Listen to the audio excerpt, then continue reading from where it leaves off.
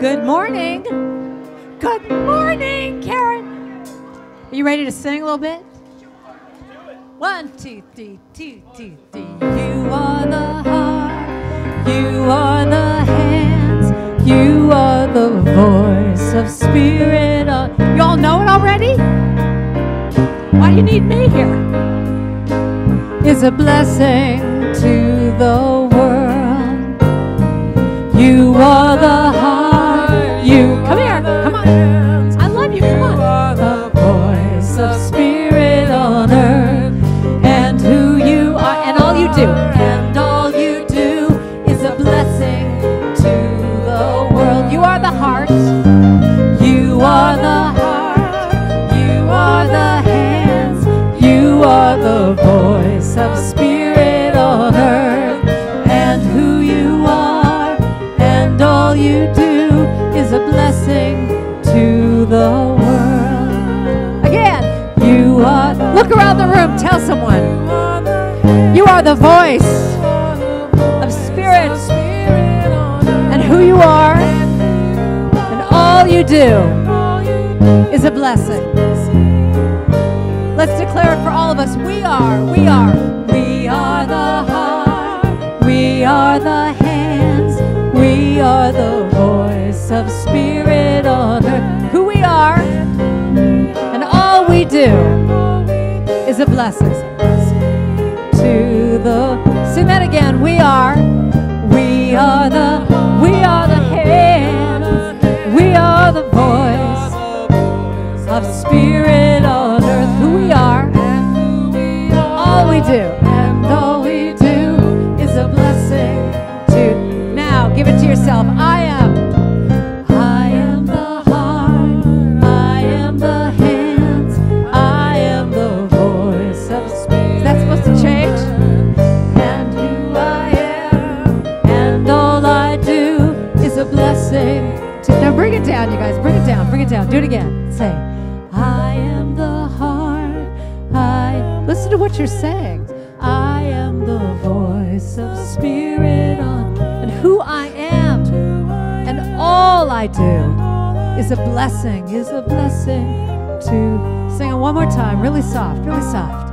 I am the heart, I am the hands, I am the voice of spirit on, and who I am, and all I do, and all I do is a blessing to. Repeat that line again. I'm a blessing to the world. I'm a blessing to the world. Last time.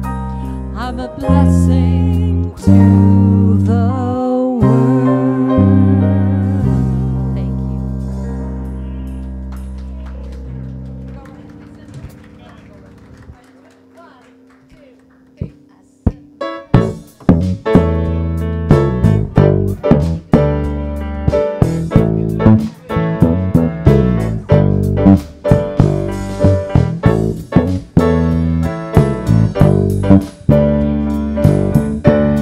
Okay, here's a song you might know. It goes like this. I send my love over the mountains.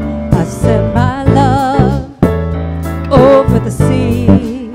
I send my love into the heavens, into the heavens. It returns to me.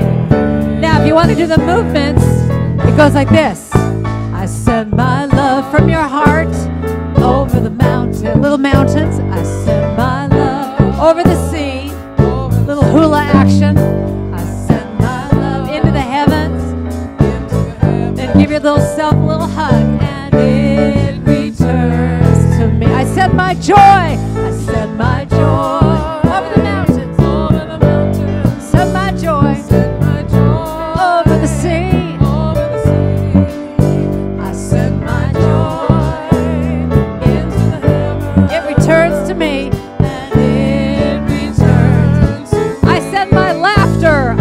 My laughter, ha ha ha, over the mountains. I send my laughter over the sea, over the sea. I send my laughter into the heavens, it returns to me. All right, bring it down, bring it down. I send my prayers, I send my prayers. Think about someone you want to send a prayer to this morning. Think of them, put them in your mind's eye. Send them a prayer. Over the sea. I send my prayer into the heavens. It returns to me. I send my faith. I send my faith over the mountains. I send my faith over the sea. Over the sea, send my faith. I send my faith into the heavens. It returns to me and it returns. I send my power. I send my power over the mountains. You all did that very well. Over the sea. I send my power into the heavens. It returns to me and it returns. I send my love. I send my love over the mountains. I send my love over the sea. I send my love into the heavens. 3 times now. And it returns to me. Repeat that line again. And it returns to me. And it returns to me. And so it is, and so it will be.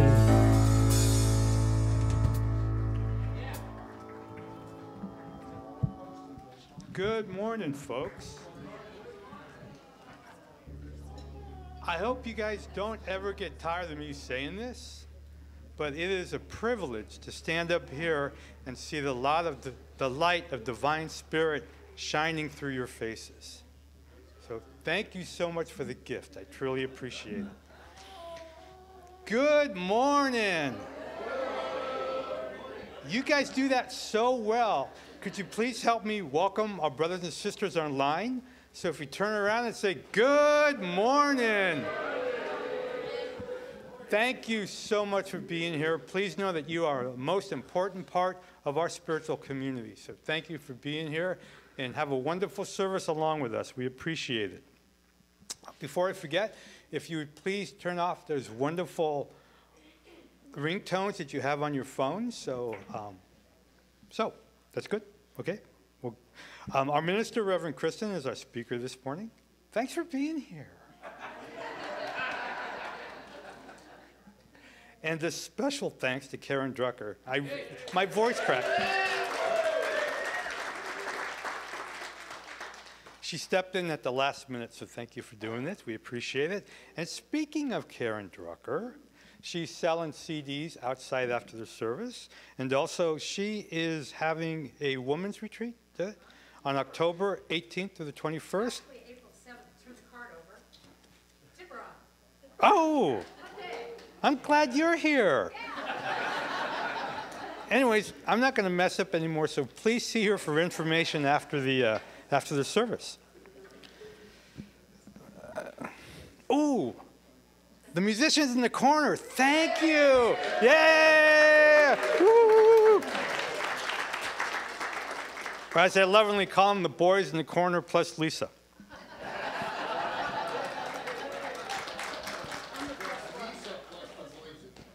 Ooh, I like that. That's good, that's good. I like audience participation. Thank you very much, I appreciate it. Okay, so as we know, unity is a positive path for spiritual living. Amen? Amen. Hey, women? All right. And here at Unity of Walnut Creek, we have a mission, and the mission is this. In loving community, we empower spiritual growth by modeling and teaching universal spiritual principles. Amen. Can you say that last line with me? And teaching universal spiritual principles.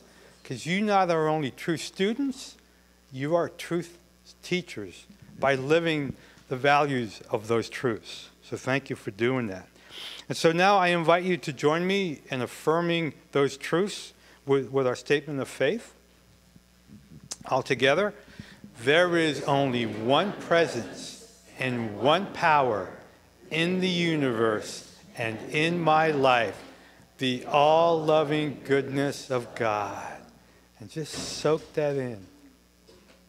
Just get it to the bottom of your heart. Let's say it once more. There is only one presence and one power in the universe and in my life, the all-loving goodness of God. Yeah. And so it is. Thank you, Mario. Perfect. And if you're a newcomer here at Unity of Walnut Creek, we would like to welcome you for the first time. And if you are with us and are feeling comfortable in doing so, we invite you to raise your hand so we may bring you a welcome packet. There is also a connection card in your packet. Please take it to our bookstore for an additional welcome gift of a wooden necklace handmade by one of our congregants. Great. Well, thank you. And if you are here for the first time and you don't want to raise your hand, please pick up a welcome packet at the bookstore if you feel so. And there also you can get a free gift. And for all you Unity vets, there are connection cards are available for everyone in the seat pockets in front of you. With this card, you may submit a prayer request, and our prayer chaplains will pray with you throughout the week. You may also share feedback with us on these cards, okay? If you request information, our staff will respond to you during office hours. The ushers will receive your card with the offerings. And now it's time to greet your neighbors. So please stand up and greet your neighbors with a hug or a handshake if they wish.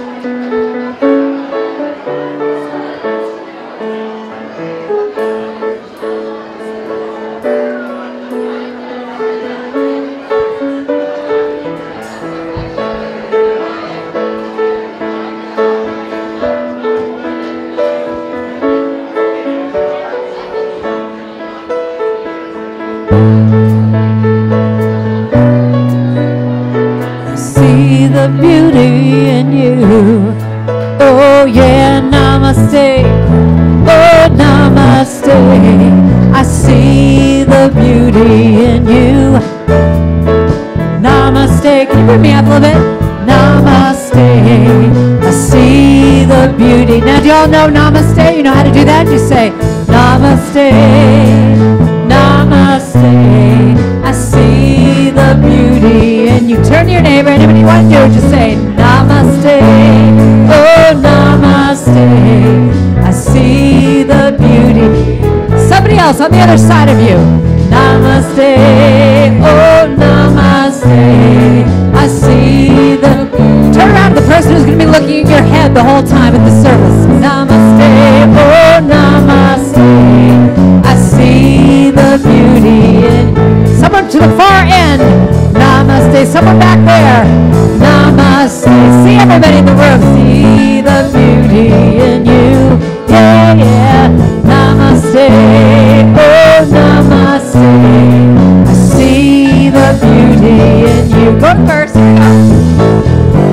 Cause in your eyes I see this light that's shining through. You radiate such grace, and so I bow to you. Here we go, sing it again with me now. And namaste, namaste. I see the beauty in you. Yeah, yeah, yeah. Namaste, oh namaste. I see the beauty in you. Sing it again. Namaste, namaste. I see the beauty in you. Last time. Namaste, oh namaste. I see the beauty in you. Bow to each other. One last bow.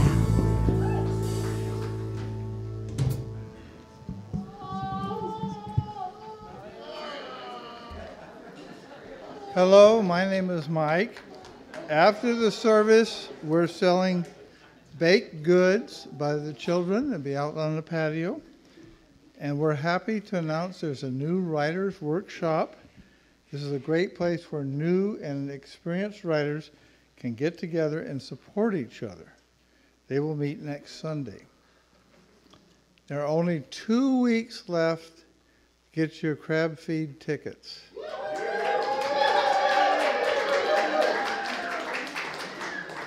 This is a wonderful event. They're selling them on the patio afterwards. And I bet, Jan, that I could get half of you to buy tickets today. So please help me. Please take a close look at today's bulletin for details on these and other activities. And now I'd like to invite Phil Rohr to the lectern.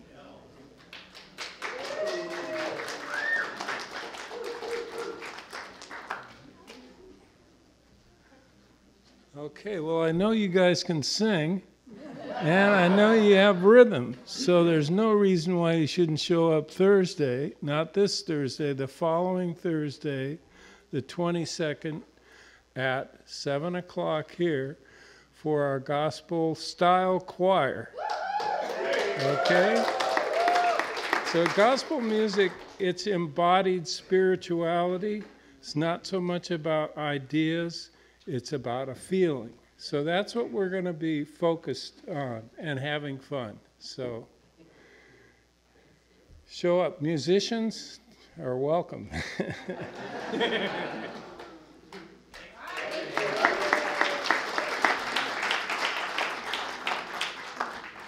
And now I'd like to invite Reverend Kristen to the lectern. Oh, thank you. And Phil, we're celebrating with you. Not everybody knows, but Phil fell and broke his hip not that long ago. And look at him. He's already walking about. Yeah.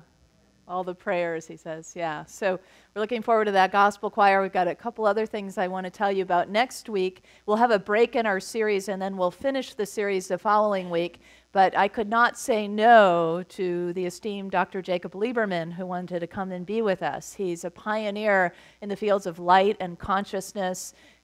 He's a master of being present in the now. And we get to learn from him next Sunday. So both services, he'll give the message, and then at 2 o'clock he'll be offering a workshop to us on color as well, bringing color into these ideas of light and consciousness. So he can tell you, you can look him up and learn much more, but please do join us.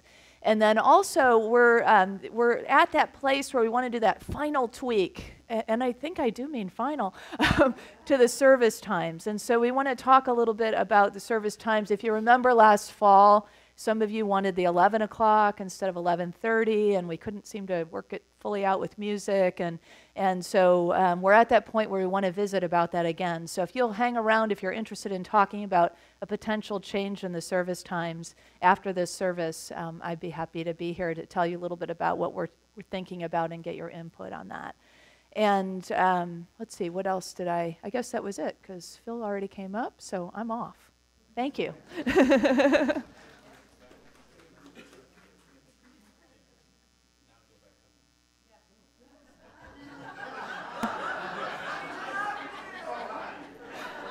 And now we had just the right pause so that I could invite Terry Curtin up. And Terry will be starting off our meditation time with a community prayer and then some music. So please enjoy. And you may want to keep your eyes open because it will be signed as well.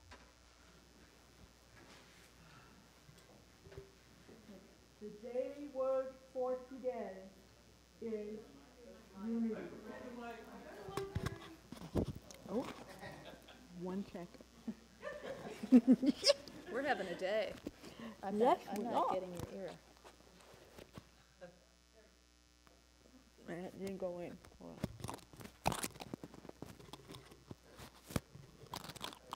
Okay, can you hear me now? Is that okay? Okay. Okay, again. The daily word for today is unity.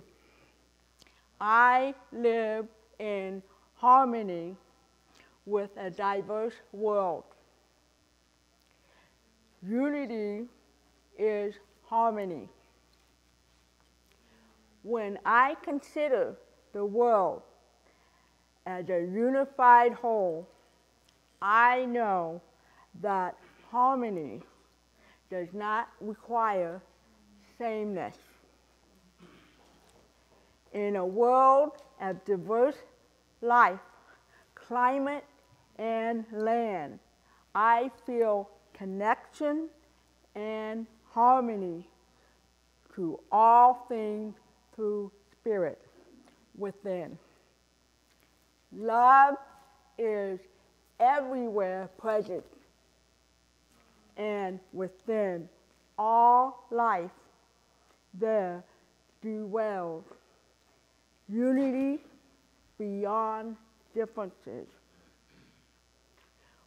Whenever I feel a spark of love, inspiration, or wonder, I remind myself that I am loved, as are all people.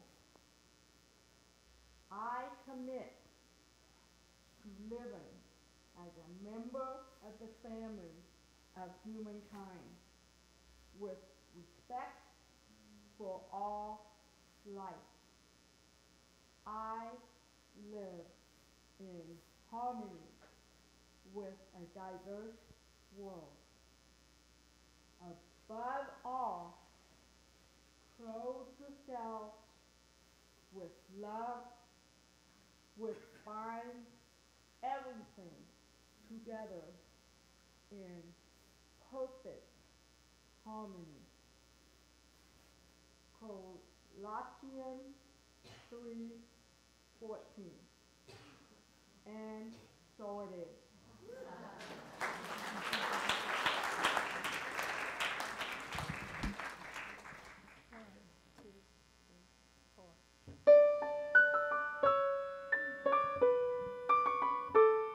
So just take your hand right now and put it right here on your head. And then imagine like an elevator going like this. Just drop it down. Drop it down. Going to your heart. Just dropping down. I am dropping down to the truth of who I am. I am dropping down, surrendering in love. That's the whole thing. I am dropping down to the truth of who I am. I am dropping. I am dropping down, surrendering to love. Surrendering in love. Do it again. I am dropping down to the truth of who I am. I am dropping down, surrendering in love. Let's sing it really soft now. I am dropping, like a prayer to yourself, down to the truth of who I am. I am dropping down, surrendering in love. One more time, last time. I am dropping down to the truth of who I am. I am dropping down, surrendering in love. That last line, surrendering in love. Surrendering in love. Last time. Surrendering in love.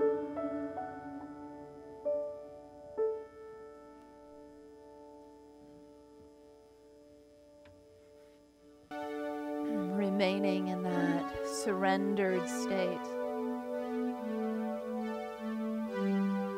fully open, having given over to Spirit.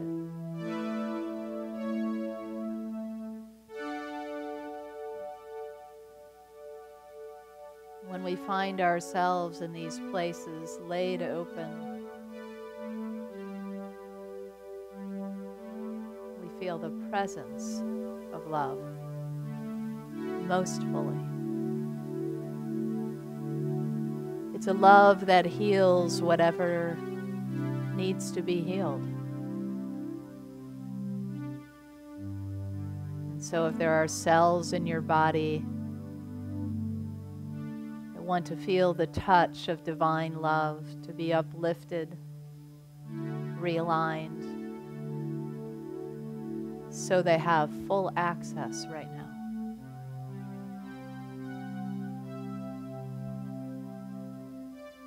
And if there is any heaviness on your heart today, the love pours in.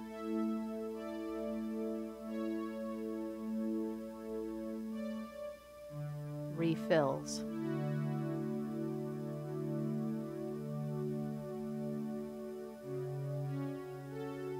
And where there is joy in your heart today, love aligns, matches the energy, and lifts it up even higher.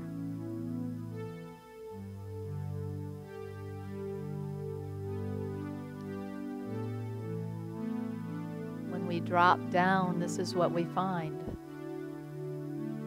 pure love,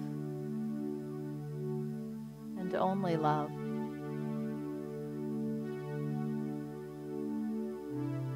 And so let us rest in that love that has the power to heal the world. In these few moments of sacred silence together, in the full presence of love.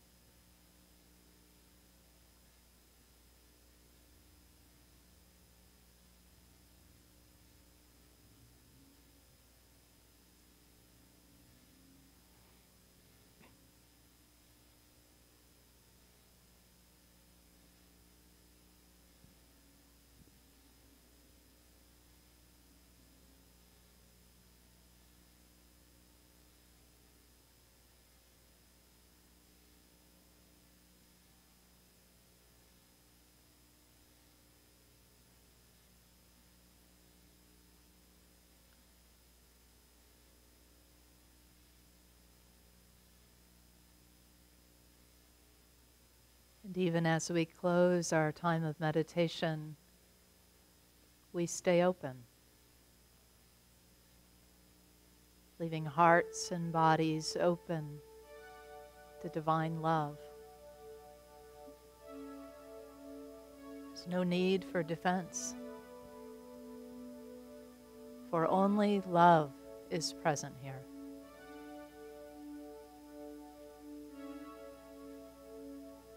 So again and again, we continue to practice the dropping down into the presence of love, the opening up of our bodies and our hearts, our eyes and our ears, to the presence of love that is all around. Being that presence, being that match for spirit in the world. Thank you, God. And so it is. I am dropping down to the truth of who I am dropping down, surrendering in love. Say once with me. I am dropping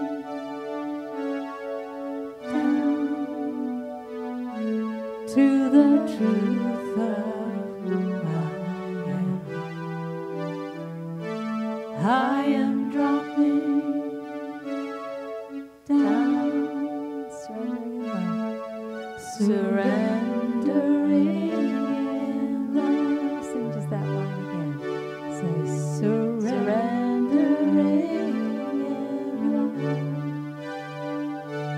I'm surrendering.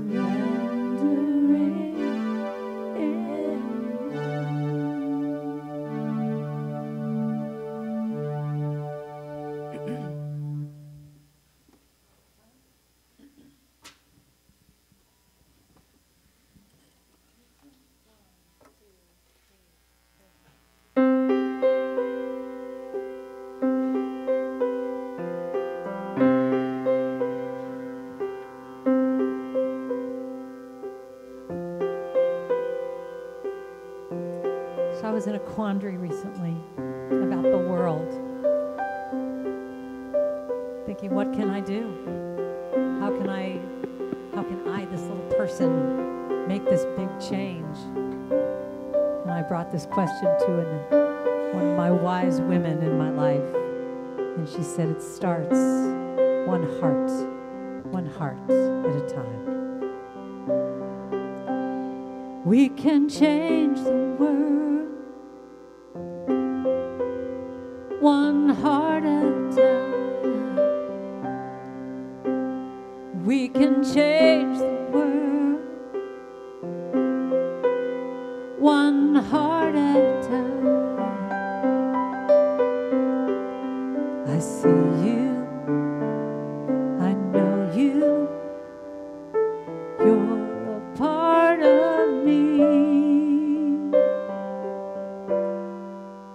and we can change the world one heart at a time. We can change the world one heart at a time. It starts by saying, I see you, I know you, you're a part of me. You want to sing that with me now? 'Cause we can change the world one heart at a time. And we can change the world one heart at a time. I see you, I know you, you're a part of me, you're a part of me. And my heart is open to love. And my heart is ready to love you. Sing with me, you.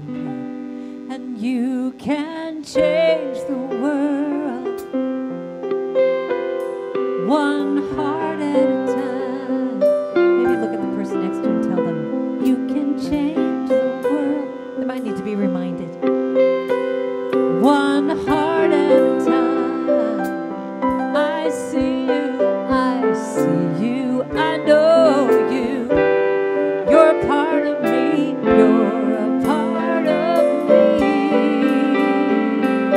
You can change the world. Actually, let's make it I this time. I can.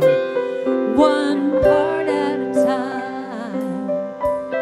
And I can change this world. One heart at a time. I see you, I know you. You're a part of me, you're a part of me. And my heart is open to love. My heart is ready, and my heart is ready to love you.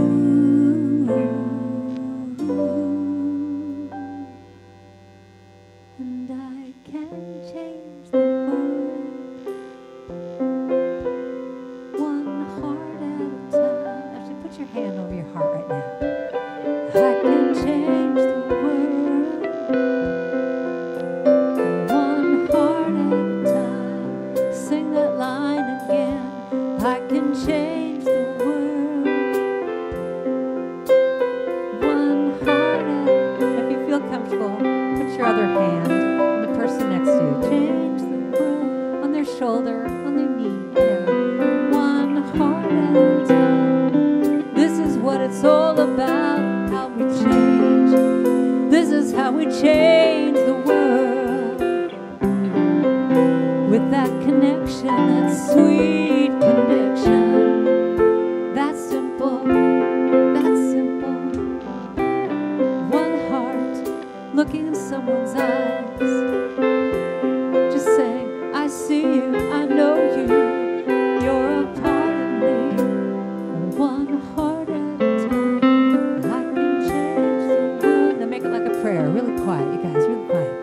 One heart at a time. Make it really soft, just to yourself. I can change the world. One heart at a time. And let's do it for our whole group right now. We can change the world. One heart at a time. So don't applaud. Just take a deep breath. Look around the room.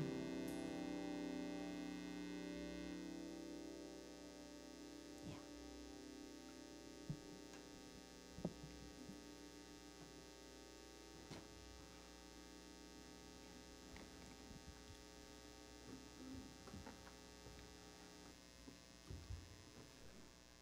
So I'm hearing these quiet whispers, will you pass me the tissues? Thank you, Karen. Always such a pleasure to have you with us. Feels good, huh? That's pretty much the message. I always feel like, okay, that's a wrap. Bill Monroe, after World War I, says when he was a child, he used to hang out in the woods next to the railroad track, and the World War I vets were coming home. And he would watch them as they walked along the tracks, and there was a sound that captured his soul. It was a high, lonesome sound. Sometimes the men, when they were coming home, would let out a holler, and it was piercing.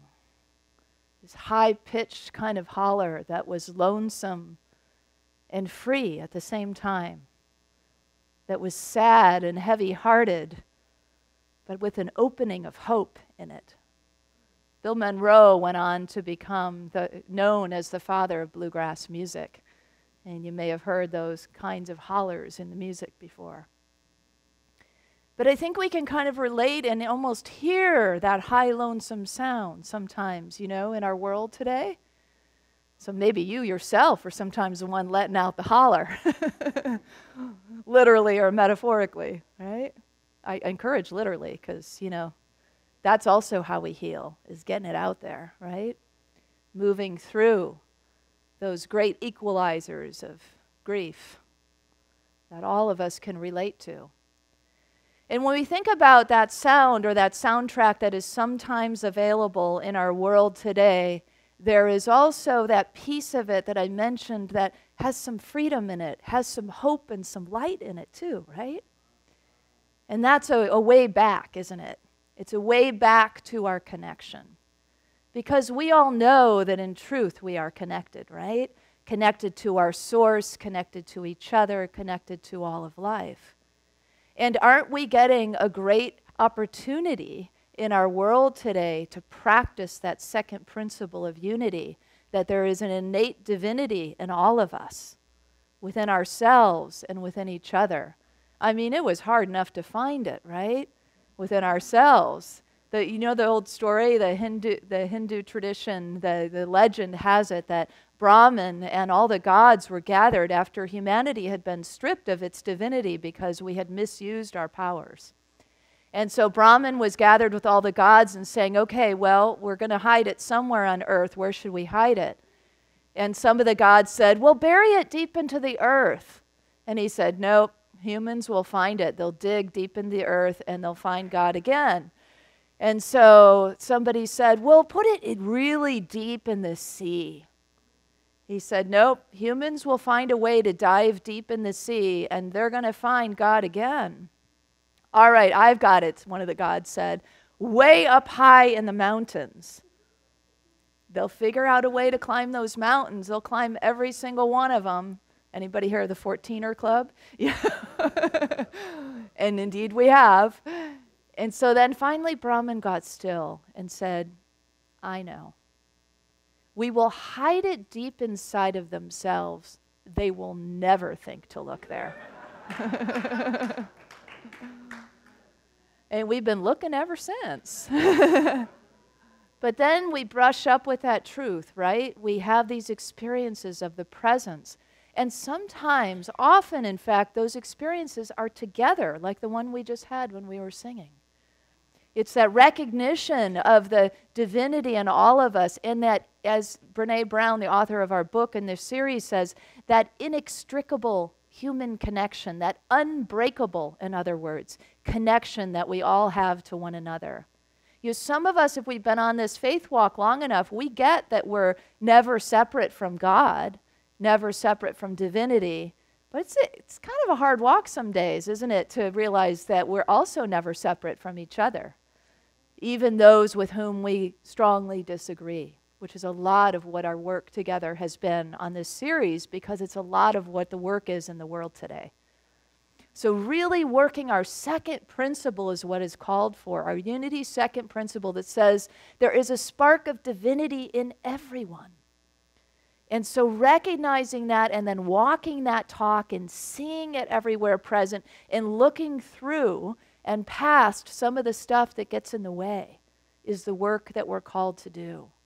And also that really human, that really open-hearted way of listening to that call of the high lonesome.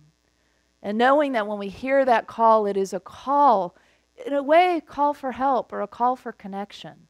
And to be providers of that connection. Or to recognize it in our own hearts, when our own hearts feel like they're calling out in a way, to recognize, what do I need?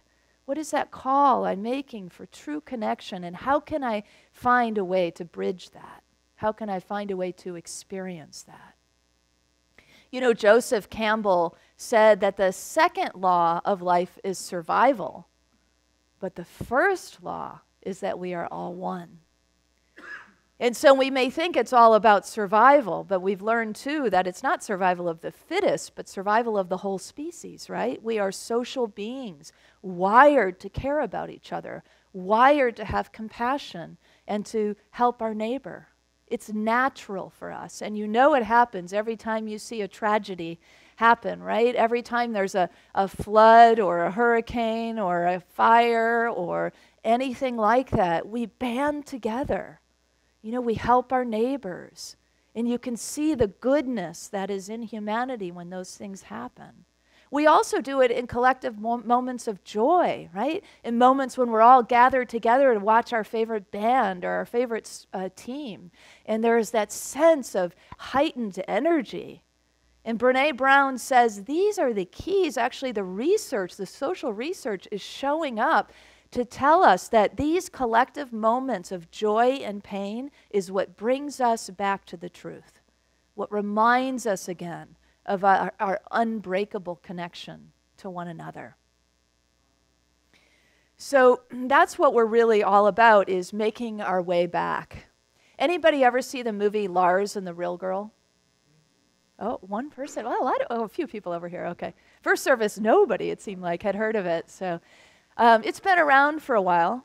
And in Lars and the Real Girl, the main character is living in the garage of his brother and his sister-in-law, and he's very isolated. He's really isolated himself. Well, he finally realized he needs some connection, and so online he sends for a doll. And this doll, this life-size doll, Bianca, becomes his girlfriend. And it gets him out into the community, and he starts, taking Bianca on dates, and she's got different outfits, and so the brother and the sister-in-law say, what are we going to do with Lars, So they go to the psychotherapist, and she says, play along. Just let Bianca be his real girlfriend for a while. He will move through this. And indeed, that's exactly what happens. So, she's propped up at the dinner table with a plate of food in front of her, and they're having a couple's dinner. There's just, Bianca goes everywhere. I think she went ice skating in one scene. So, yeah, can't remember how that all went. It's been a while since I've seen the movie. But anyway, so then when Lars is ready, Bianca becomes ill. And she actually goes to the hospital, and he sits by her bedside and grieves.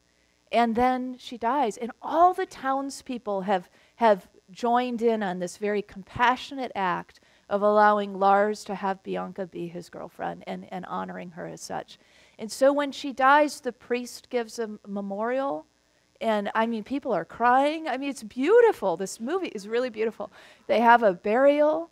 And then Lars is ready, to have a real relationship with a real girl. And so a coworker that he's had a spark with, eventually that turns into a relationship. But in the meantime, right after Bianca the doll dies, the women from the town show up at Lars's door with casseroles. Right? This is what we do for each other. And they're knitting. And they sit around with Lars in his living room, and they give him a plate of food, and they start knitting. And they say, this is what we do, Lars, when tragedy strikes. We come together and we sit with each other.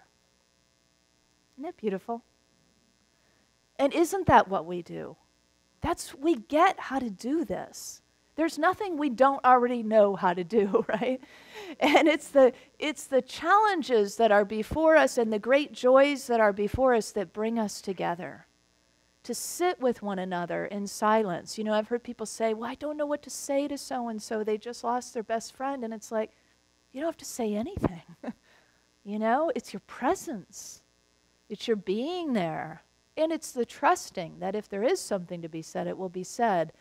Brene Brown has interviewed so many people, and always she said in the top 3 reasons why somebody trusts somebody is because they came to the memorial service of somebody that person cares about. Yeah, lots of yeses. We get it, right? Because it's like when the rubber hits the road, you get to know who your friends are. Another thing was that people remembered the names of people that were important to you, like your family members or your close friends. It builds trust because you know that person took time to care, to listen, to connect. So it is these collective moments of joy and pain that are really our way back, or one of our ways back. Do you know Oriah Mountain Dreamer? She's an author and spiritual teacher. And she, right after 9/11, she talked about the importance of relanguaging. She said that at that time, particularly people outside of our country were looking at us and calling the Americans they and the terrorists they, and they were referring to, trying to make sense of it all, and saying, well, the terrorists, they just don't understand freedom, or the Taliban, they just hate our way of life, and the Americans, well, they just want to go bomb somebody because they're mad, And she said, how about we take the they and them language and we shift it to some of us. Some of us don't really understand freedom. Some of us don't like the lifestyle of capitalism. Some of us want to just go bomb somebody because we're so mad. Really shifts it, doesn't it? And it shifts us into that piece of oneness where we recognize, yes, all of us are capable at times of thinking in such ways that we are surprised by that, either in a positive or a negative way, right? And it shifts us into the recognition that we all have the capacity to show up in certain ways and that we are all one. And so when one of us sort of loses their way, we have the opportunity to bring that one back into the circle. Or when one has a great triumph, we don't look at it as a comparison of, oh, they did well and I'm not doing so well, but we thrill for them because they are also a part of us. You know, the first symbol that children make all over the world when they draw, every culture, the circle. It is a natural way of coming together for us. You know, it's as old as humanity that we would gather around from the very beginnings of making fire and tell stories and hold hands and dance and sing and talk about what was best for the community and work through the issues that had come up through the week. It's always the way for humanity because it is natural for us to be connected in such a way. And so then our work is maybe relanguaging or different ways that we can remember and find our way back to oneness. And it's true that when great things happen in our world, that we are sort of shaken to the core and we see and feel these moments of how it is that we are naturally and inextricably connected.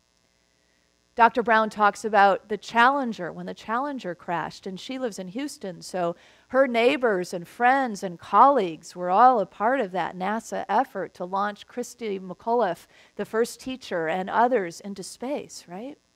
And she describes how she was driving, and it was a 4-lane highway, and she was driving in Houston, and she said she couldn't understand what was going on because people were slowing down, and some people were even stopping in the middle of the road. And she didn't know what was happening, so she kept looking in her side view mirror and her rear view mirror, looking for the emergency vehicles, you know. And so finally, she said she pulled up and she saw this man who had pulled over, and he just had his head on the steering wheel. And he was looking really sad, and she thought, wow, I got to pull over and turn the radio on. Maybe we're at war. And when she did, she heard about the Challenger crashing, and she just said, no, no, no, and started to cry. And she said she looked around, and people were just getting out of their cars, you know, just sort of wandering around, needing to hold hands with strangers. To feel that sense of connection, we're in this together, my grief and your grief, our hearts are meeting, because that can never be broken, and we need each other. And so it's in those moments that what do we care about politics in those moments, right? What do we care about what that guy in the truck feels or what I feel? Because right now I just need that human connection, that sense of we're in this together. And she said after everybody was ready to move on, she said nobody on the radio said turn your lights on, but everybody just got it. And she said it was just like this procession of grief together that everybody turned their headlights on. And we know on the flip side, there are those moments when we're at like big musical events or sporting events, how there's that raised up energy, right? Brentley and I I have to admit, I wasn't really tracking the Super Bowl, and I didn't even know who was playing. And she really wanted to be in the energy. She's like, well, let's go somewhere and watch some of it, you know? And I was like, all right. So we went down to the local bar and grill, you know? And it was so fun.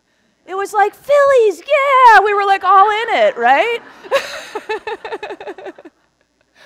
Because it's that energy, right? It's just that, yeah, we're all in this together and it's fun.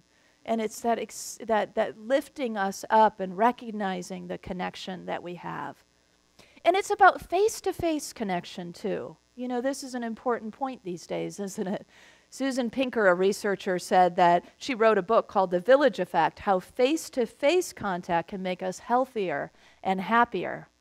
And in it, she says that in a short evolutionary time, we've actually changed from group living primates who were so tuned to every little gesture. We were so skilled at reading each other's gestures and intentions, to solitary individuals who are just attuned to our own screens. You know? So it's almost like we're trying to break the connection, the unbreakable connection in some ways. And of course, while technology unites us in many ways, it also can create this, and we all know this, right? We can both be guilty of it and having seen it. You know, people practically walk into holes in streets and out into traffic staring at their screens, you know. So there is that sense of isolation. So it's about face-to-face contact. And she says the research bears out that when we have face-to-face contact, all these physical improvements happen. Our immune systems are boosted, and that this surge of positive hormones comes through our bloodstream and our brain. So we actually live longer, as we talked about some research earlier in the series about loneliness and how people who report high levels of loneliness actually have shorter lives. So it's like, you know, it's back to this understanding that we do need each other. And we've had you know, you begin to think about it, it's like anything else, like beginning to think of your blessings. Suddenly there's, you know, the list keeps going in my mind of all the ways we connect collectively, and the collective connections that I have been a part of recently. And a lot of them have been interfaith, which has been really beautiful. You know, at the Women's March, there was an interfaith celebration right before we had a Shabbat service led by one of the female rabbis from Temple Isaiah. And I didn't know these people. We didn't know each other. And we all had our arms on each other's shoulders, and we were singing Jewish songs together. And it was the most beautiful gathering, you know, just to kind of get ready and talk about what we were for and march together for equality and inclusivity and love and kindness and connection, right? Now, of course, yes, some people bring their signs that aren't so kind, and that's the space they're in. That's all right. That's, you know, doesn't mean we love anybody any less. It's just, you know, we're all about that kind of lifting up. And so those are the experiences that we really want to nurture and hang on to and create more of and put ourselves into more. Some of you were here on Thursday night for the Interfaith Harmony service. And wasn't that a lovely, the energy was just so nice, yeah. And there was a field set, you know, as we came together, brothers and sisters of different faiths, and experienced ceremony together and prayers together, and the depth of sharing, you know, was out of that field comes vulnerability. When we come together like that and we create the kind of field that says it's safe here, it's loving here, there's something about this place that we get to offer to the rest of the world. It was also an honor for us, I think, to open our Unity home and say you are all welcome, and to hear the stories that came.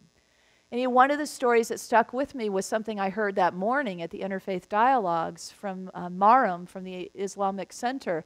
She was telling me about how Muslim women and Jewish women and Christian women started coming together in women's circles. And it wasn't then just about social time, but they wanted to do something together. And so they started talking about how they wanted to bring food to the homeless directly. They wanted to be able to hand bags to particularly homeless women and make the connection eye to eye. And so they started what they call the Purse Project, putting together these small packages of bags of lip balm and sunscreen and snacks and delivering it to people one-on-one. And it has grown. She said the last time they were together was 150 or 200 women. I mean, this is just a local group.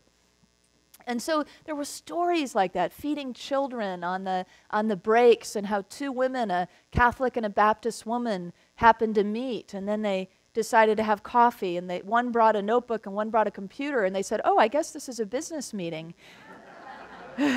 And it just grew into this idea. They noticed that kids in West County weren't being fed on the breaks because normally they have lunch and breakfast at school. They said, what happens when those kids are on break? And so they started something called Let's Feed the Kids. And it just has grown and grown, and now they feed kids at 5 different schools, and then they met another group that was doing it called Food for Thought that was multi-denominations and multi-faiths, and so now the 2 groups have banded together, and they've served 9 schools, and next year they're going to serve 12 or 15 schools, and so on and on the human connection goes, right? We come together for all different reasons, to just celebrate our favorite team or our favorite band, or to do something wonderful in the world in terms of service, or to share in our pain or our grief together. But all of it is necessary. And when we do these things, we bear witness to that unbreakable connection, and we bear witness to that human dignity that is being, when we hear that sort of, or feel that kind of high lonesome kind of call, it's the holler of that human dignity cannot be broken, you know? And so where we see it and we feel it, we can say no. That line will not be crossed. In fact, I've got something deeper that I can bring here, which is the first law of life, that we are all one. That we all have this divinity in us. And I can bring forth this gift from New Thought that says that the divine is within us all. This gift that comes from ancient Hinduism that says the divine is within all of us. And we have found it, Brahman and the gods. And we will let it show, and we will let it shine, and we will make those connections heart to heart and soul to soul to lift each other up, and we will get out of our ideological bunkers and put our screens down, and we'll go into collective assembly like we are this morning, because it is in this collective assembly that we remember again. Isn't that why we come together on Sundays? So we can remember again who we are and how unbreakable the connection is between all of life, and how it is our work to remind the others who have forgotten that God is inside of them, that we are connected, and that nothing can ever break that connection, even political differences. That we've let it go that far is heartbreaking, isn't it? It's worth one of those high lonesome hollers. And to listen for the call back. John Donahue, the poet, says, only holiness will call people to listen now. And the work of holiness, he says, is about belonging. That sense of being in the presence, and that mild magnetic of implicating others in the presence. That's it, right? When we all raise up our hands, or we light our lighters for another song, you know? That's it, isn't it? Those moments. I mean, after reading this chapter, I'm booking 2 concerts. Because I forgot what that feeling's like. I remember as a teen going, wow, this, I didn't even have words for it at the time, but it was like that energy, that collective energy, right? But it's not just concerts, it's everything. As I began to think about it, I thought about all these different things, like when I was on the Inca Trail to Machu Picchu with all these strangers, and that moment that we went through the Sun Gate together, and the mists parted, and it was like an ancient humanity created this amazing mystical place, and the llamas are wandering around, and we're all just, you know those moments? Or you're at a Yosemite. I mean, I almost said down the street because it almost feels like it. Yeah.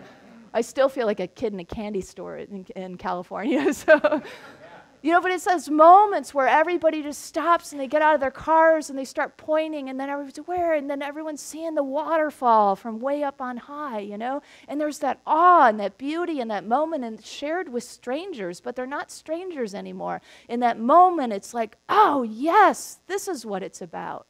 The beauty and the nature and the God that is being revealed, and we get to look together because we have an unbreakable connection. Don't let it break. Don't allow people who believe that it is broken or believe it can be broken to get away with that. Remind them of who they are. This is our work now, to be brave, to get out into the wilderness is what she's talking about. Braving the wilderness is the courage to stand alone, to be the one that says, nope, I'm not okay with us continuing to pretend like we don't belong together. I'm not okay with continuing to allow the divide, because I know too much about the truth. I know too much about how we are meant to be connected and to care for each other. And so that's the journey we're on, isn't it? It's the reconnection. It's the remembering. That's all. It's just a remembering. It's already here for us. It cannot be broken.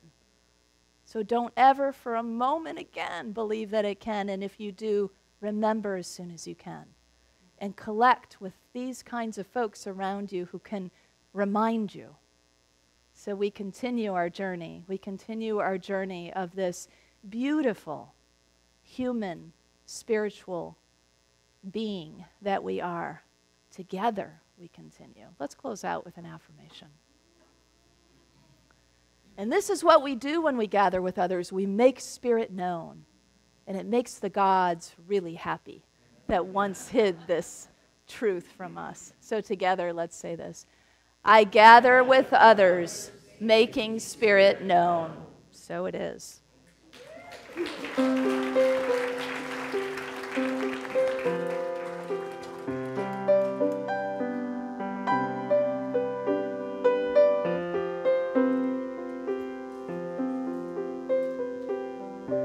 Let's just sing it one more time. We can change the world, one heart at a time. We can change the world, one heart at a time. Just do that again. And we can change the world. Keep singing now. One heart at a time. We can change the world. We can change the world, one heart at a time. So who knows the words to? May the circle be unbroken by and by, Lord, by and by. May the circle be unbroken.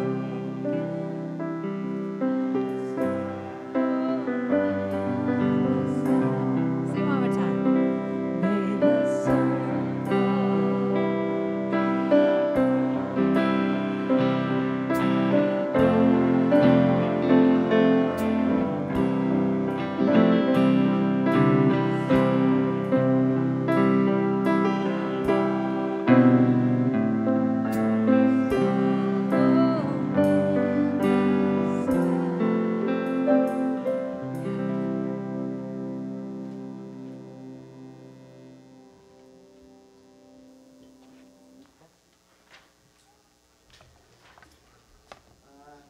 Our prayer chaplains are available after the service to provide personal prayer support.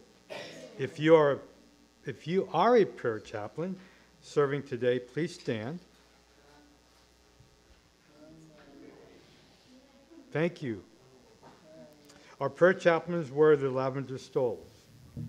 Whether you have a joy or concern on your heart today, praying with our prayer chaplains is a powerful opportunity to have your intentions raised up in consciousness. Let us now open our prosperity. Oh, wait. It's our prosperity celebration. Yay! God, I almost forgot.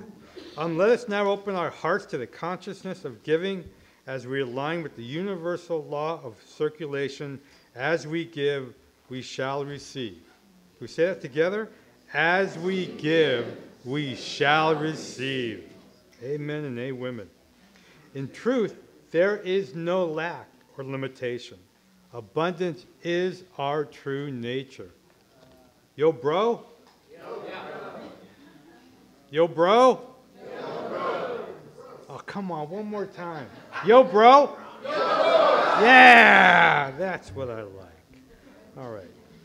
I invite you to take your tithe or offering in your hand. Repeat our affirmation with me together. Divine love, one with me, blesses and multiplies all that I am, all that I have, all that I give, and all that I receive. I am joy-filled and grateful.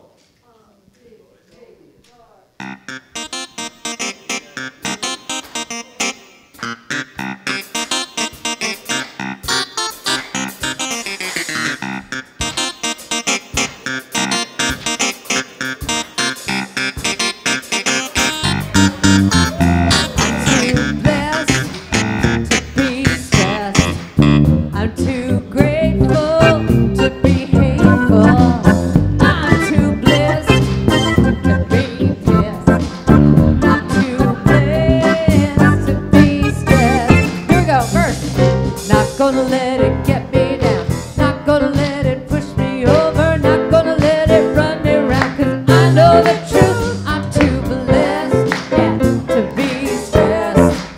I'm too grateful to be hateful. I'm too blessed to be blessed. I'm too blessed to be stressed. Doesn't matter what's on the news, you can't make gonna hear me sing the blues, 'cause I know the truth. I'm too blessed now to be stressed. I'm too grateful to be hateful. I'm too blessed to be blessed. I'm too blessed to be stressed.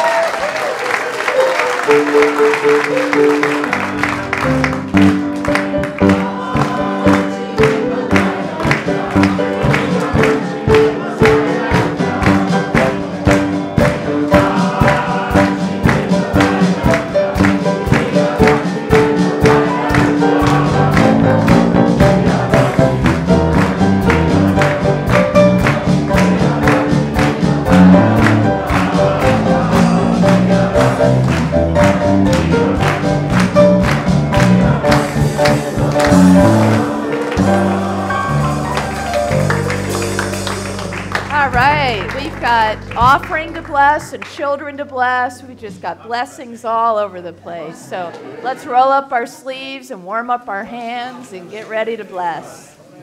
Together, let's bless our gifts, our tithes, our abundance of heart, of love, of financial goodness. Together, we give thanks for the ever-increasing, unceasing flow of absolute good in our lives now. So it is. Children, do you want to share anything about what you did today? It's Valentine's prep day, isn't it? Well, we had an amazing, energetic day.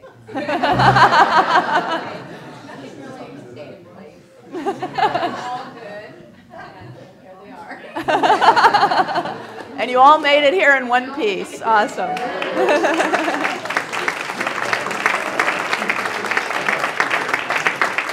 Well, don't forget the children have a bake sale today, so lots of great baked goods for you to take home for Valentine's Day. All right. Well, I was helping Jeff do the bake sale. yeah. Very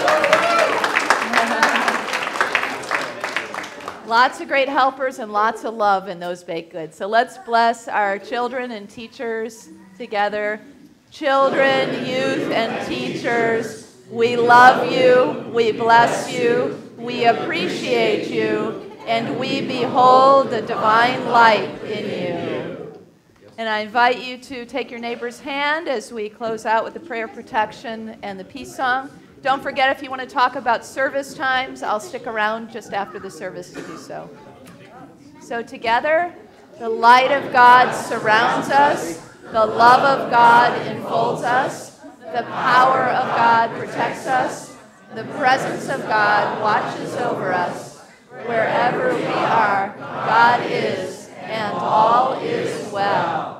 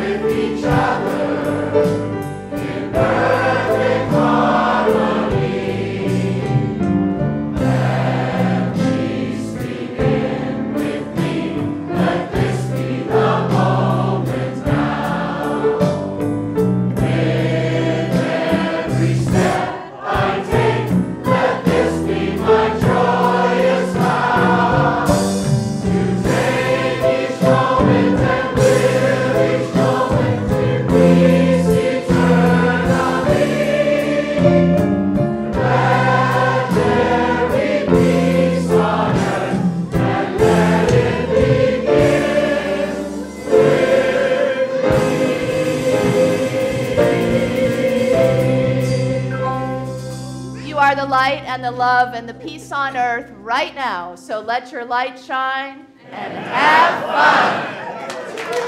fun.